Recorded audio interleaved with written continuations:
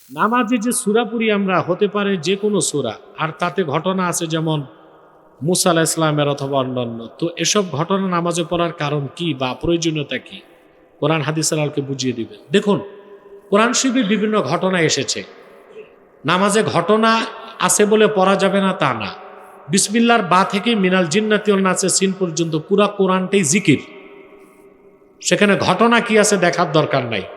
তা আল্লাহর হুকুম হচ্ছে, আল্লাহ কোরআনে বলছেন ফাকরাউ মা তায়াসসারা মিনাল কোরআন, অর্থাৎ আল্লাহ এই আয়াত দিয়ে নামাজে সূরা পড়াকে ফরজ করছেন।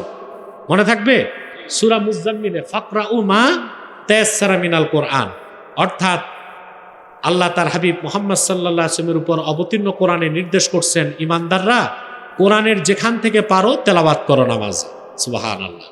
এই জন্য যে কোনো সূরা পড়লেই হবে।